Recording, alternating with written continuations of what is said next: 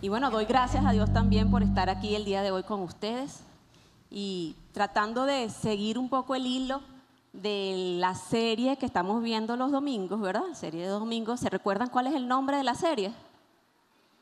Perfiles, ¿verdad? Bueno, viendo un poco esos perfiles, quise compartir con ustedes algunas cualidades características del perfil de un hombre, como lo fue el profeta Elías. Un hombre que, de acuerdo a su historia, podemos evidenciar que tiene grandes cualidades de un siervo y discípulo de Dios. Esta historia está desarrollada en Primera de Reyes, en los capítulos del 16 al 22. Como es un poco extensa la historia, ¿verdad? Yo les voy a dejar allí para que ustedes anoten Primera de Reyes, capítulos del 16 al 22, y voy a tratar primero de resumirles para luego entrar en esas cualidades que vi de interés de este profeta. El profeta Elías está, digamos, en una etapa o en un momento de la historia de Israel en donde se encontraba una profunda crisis en este pueblo, ¿sí? Allí estaba gobernando en ese tiempo el rey Acab. En realidad Israel en esa época estaba dividida. Hablábamos del reinado del norte de Israel y el reinado del sur. Y en el reinado del norte se encontraba el rey Acab, el cual a su vez estaba casado con una mujer que se llamaba Jezabel. Esa era su esposa. Y Elías pues le tocó en esa etapa de la historia ser el profeta de Dios, ¿no? Una de las características allí del rey Acab y de Jezabel es que eran muy idólatras, ¿sí? Y ellos estaban adorando a otros dioses distintos al Dios de Israel. Y dice la palabra en Primera de Reyes, voy a leerles ahorita del capítulo 16, versículo 30-31, el que describe cómo era ese rey Acab. Dice: Acab, hijo de Onri, reinó sobre Israel en Samaria 22 años. Acab, hijo de Onri, hizo lo malo ante los ojos del Señor, más que todos los que habían reinado antes de él. Como si le hubiera sido cosa liviana andar en los pecados de Jeroboam, hijo de Nabat, tomó por mujer a Jezabel, hija de Etbaal, rey de los Sidonios, y sirvió a Baal y lo adoró. Así pues, entonces era una época en donde Jezabel, que era la esposa de Acab, había institucionalizado en el pueblo de Israel que adoraran otros dioses. Y ese dios principal era Baal y Acera. Jezabel entonces era una devota ferviente a este dios, y no solamente es que era devota, y no solamente era que incitaba al pueblo de Israel a que adoraran a sus dioses, sino que además ella se dedicó a perseguir a todos aquellos siervos fieles del Dios de Israel, el único Dios para nosotros. Por tanto, ella en esa persecución asesinó a muchos. Y entonces estaba Elías en medio de toda esa situación con una gran misión que cumplir como profeta del Señor. Este pueblo entonces estaba en una total corrupción moral y social. En resumen, pues Israel se encontraba en un estado de total declive en cuanto al culto al Señor nuestro Dios. Total idolatría a Baal, firmemente arraigada en todos los niveles de la sociedad. La misión del profeta Elías era entonces restaurar la adoración a nuestro Señor, único Dios fiel y verdadero.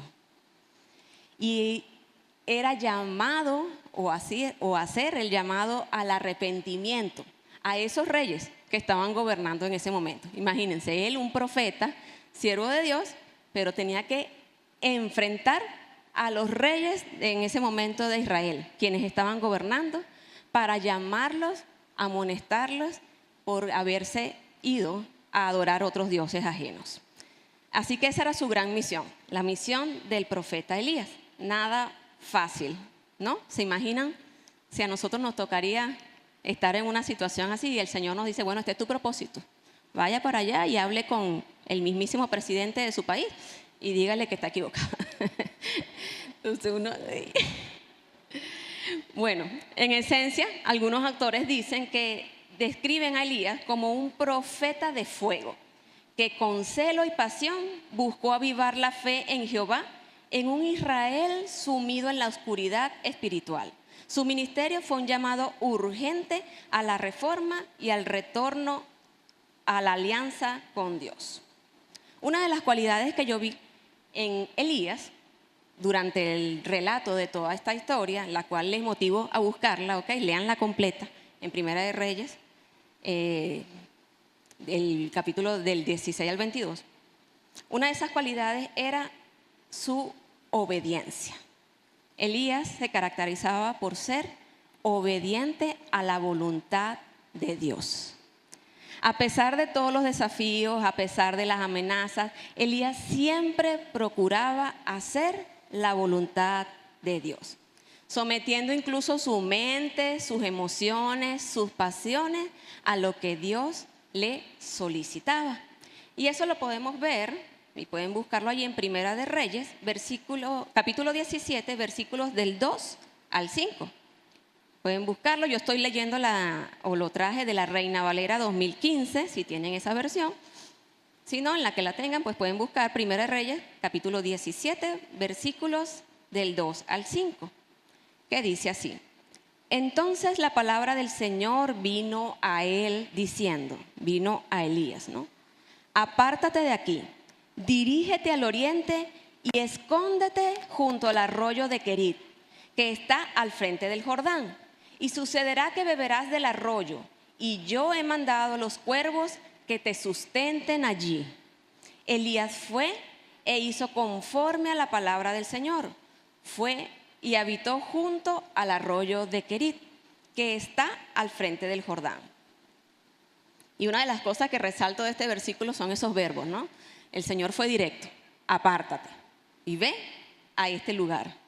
Y luego dicen lo que hizo Elías, y él fue. Y resaltan en el segundo nuevamente: fue y habitó junto al arroyo del Querit. O sea, tal y como el Señor lo mandó a hacer. Elías en ningún momento dijo, bueno, Señor, ¿y por qué para allá tan lejos? Ay, Señor, o sea, no cuestionó, no titubeó. Elías hizo conforme a lo que Dios le había solicitado. Y ahí vemos esta cualidad tan importante que el Señor también demanda de nosotros, ¿no? Que es la obediencia. También lo podemos ver en otra parte de la historia, más adelante, en el mismo capítulo 17, en los versos 8 y 9. Se empieza a redactar o relatar una historia también muy conocida, que es la de la viuda de Sarepta, ¿no? Y allí también nuevamente el Señor le dice en una parte de la historia: entonces la palabra del Señor vino a Elías diciendo: levántate, ve a Sarepta de Sidón y habita allí. He aquí, yo he designado allí a una mujer viuda para que te sustente. ¿Se imaginan ahora? No solamente él iba a confrontar a los reyes. En una parte de la historia, no, mira, quien te va a sustentar y te va a dar alimento es aquella viuda que está allá. O sea, llega allá, tócale la puerta. O sea, y pídele además que te dé de beber, de comer y bueno, también alojamiento. Miren la posición de él y la de la viuda, porque también ella estaba llamada a recibirle. Pero así hizo, él fue obediente. Hermanos, la obediencia es una cualidad que debe estar en todo siervo, discípulo de Cristo. Es una cualidad para mí indispensable. Es más, sin obediencia es imposible agradar a Dios, porque eso es lo que Él espera de nosotros. Es más bien una forma de poder demostrar el amor de nosotros para Dios. Así pues también nos lo señala Juan 14, 21, nos dice: el que tiene mis mandamientos y los guarda, él es quien me ama, y el que me ama será amado por mi Padre, y yo lo amaré y me manifestaré a él. Así que somos llamados como siervos, discípulos de Cristo, a obedecer al Padre. A través de la obediencia es que recibiremos esas grandes bendiciones de nuestro Señor. Sin obediencia es imposible. Pero ¿cómo mostramos? ¿Cómo creen ustedes que podemos demostrar obediencia? ¿Estamos dispuestos? ¿Yo quiero obedecer? ¿Qué hago? ¿Qué es lo que debo obedecer? ¿Qué será? La palabra. ¿Qué más? Su voluntad, ¿verdad? ¿Y cómo yo sé la voluntad de Dios? Vamos a ver. Una de las cosas que nos ayuda a nosotros a aclarar todas esas dudas es porque tenemos que leer la palabra. Porque en la palabra nos dice todo, ¿verdad? Yo tengo que obedecer al Señor, pero ¿dónde me dice Él qué debo hacer? En la palabra. Y en la palabra me dice, guarda mis mandatos. Ajá, chévere. ¿Qué mandatos? Bueno, lee la palabra. Y allí encontrarás esa gran verdad que Dios tiene preparada para cada uno de nosotros. Porque hay un propósito para cada uno de nosotros. Y en líneas generales todos debemos obedecer, pero el llamado lo hace el Señor a cada uno de nosotros. Y debemos buscarle cada día más para entender qué es eso que Él espera de nosotros para con Él. Un segundo punto sería la conexión con Dios. Elías manifestó a través de todas sus acciones ese poder ferviente que tiene la oración. Él se conectaba con Dios cada día y en todo lugar a través de la oración. Nosotros como discípulos también somos llamados a comunicarnos cada día con el Padre. Pero eso no es solo posible sino orando. La oración no es más que eso, ¿verdad? Es una comunicación directa con nuestro Padre. Él nos habla a través de esos momentos, nosotros podemos escuchar su voz, pero también nos escucha Él a nosotros, ¿verdad? A través de ese momento íntimo o especial como es la oración. Era tan importante esta conexión que aunque en el Antiguo Testamento es donde se habla de Elías, en el Nuevo Testamento se hace referencia a quién era él. Y uno de quienes lo hacen es Santiago. Santiago en el capítulo 5, versículos 17-18, dice lo siguiente. Elías era un hombre sujeto a pasiones, igual que nosotros, pero oró con insistencia para que no lloviera. Y no llovió sobre la tierra durante 3 años y 6 meses. Y oró de nuevo al cielo para que diera lluvia. Y la tierra produjo su fruto. En este momento de la historia, era esa oración muy importante para la misión que estaba haciendo Elías en el pueblo de Israel. ¿Por qué él quería la sequía? Pues déjenme decirle que Baal, como ese dios, era considerado el dios de la lluvia, de la fertilidad. Así que bueno, el que hubiera sequía y por tanto tiempo disminuía tal vez el poder de esos dioses. ¿Sí? O sea, si todos adoraban a esos dioses, ¿por qué no llovía cuando ellos le estaban pidiendo? Entonces era una manera de demostrar Elías, incluso antes de llegarle a los reyes, a través de esas acciones, que Dios era el único sobre todos, cualquier dios de esos, Baal, Acera y todos los demás. Él era el que tenía el poder para hacer ese tipo de cosas, ¿no? Porque Él es el creador de todo, de lo natural, de nuestra naturaleza, ¿verdad? Él es el creador de esa lluvia, el creador de la sequía. Así que era el único. Pero por supuesto eso lo hace el Señor. Elías lo que hacía era interceder y pedirle al Padre, a través de sus oraciones, que estas cosas ocurrieran en el pueblo. Esto lo vemos también en Primera de Reyes, el mismo capítulo 17, en los versos 20-22, que dice así. Entonces, clamando al Señor, dijo, oh Señor, Dios mío. Y aquí está otra parte de la historia, ¿no? En la de la lluvia, la dice primero. O sea, él habla de la lluvia, que fue el que les comenté de Santiago. Pero en Reyes, ahorita les voy a leer otra oración que hizo Elías, que también fue importante, ¿no? No solamente esa de la lluvia, sino que también en la historia de la viuda de Sarepta hubo un momento crítico donde ellos no tenían incluso de comer, era poco ya lo que tenía la viuda para ofrecer, y ella misma le decía, bueno, ¿y ahora cómo te doy? Si no tengo ni para nosotros, pues. Y él le dijo igual que le diera, y confió en el Señor. También más adelante hubo un momento crítico en esa viuda, y es que su hijo se enfermó, y no solo se enfermó, sino que además murió. Y ella entonces acudió nuevamente a Elías, bueno, entonces tú estás aquí, no me vas a ayudar, y mira, más bien lo que me trajiste fue desgracia a mi casa. Y Elías lo que hizo fue orar al Señor, y dice así, Primera de Reyes, capítulo 17, versos 20-22. Entonces, clamando al Señor, dijo, oh Señor Dios mío, aún a la viuda en cuya casa estoy hospedado has afligido, haciendo morir a su hijo. Luego se tendió 3 veces sobre el niño y clamó al Señor diciendo, oh Señor Dios mío, te ruego que el alma de este niño vuelva a su cuerpo.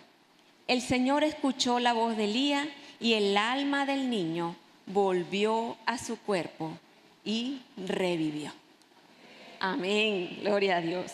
¿Se imaginan a esa viuda, una vez ya muerto su hijo, que pudiera volverlo a ver?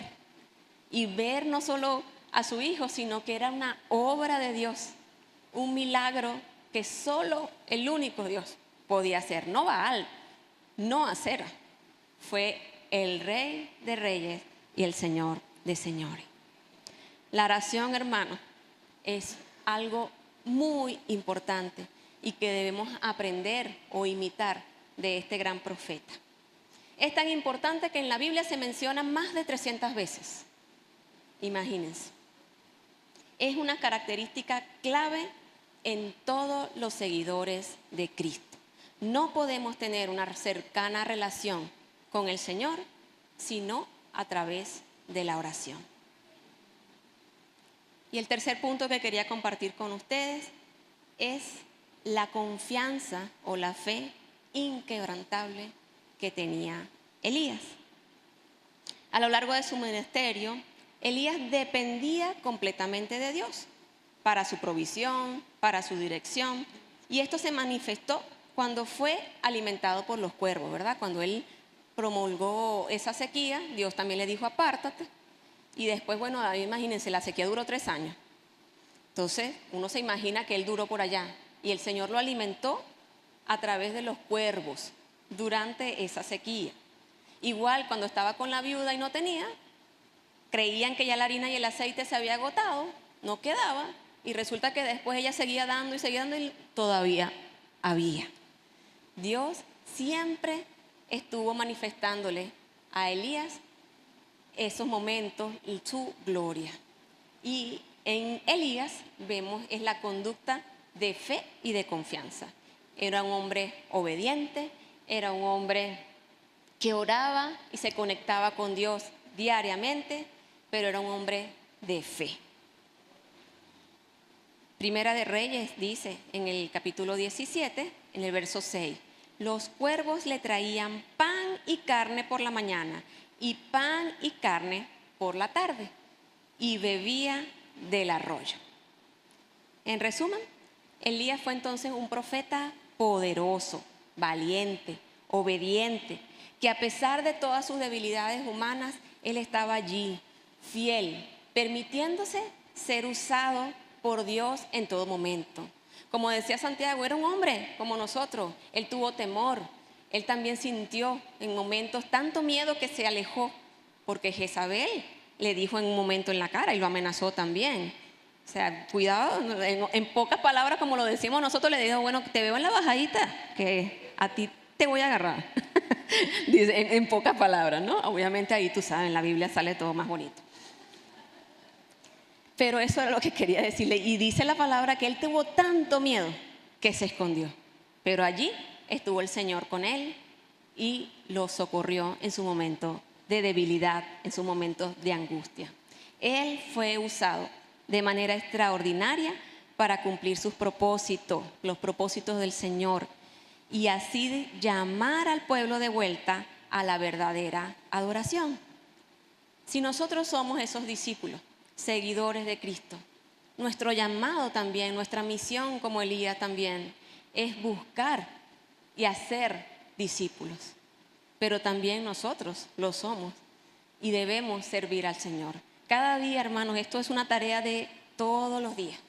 Ir creciendo en nuestra madurez espiritual no es algo simple. Lo decimos fácil, ser obediente, tener la confianza en el Señor, orar sin cesar.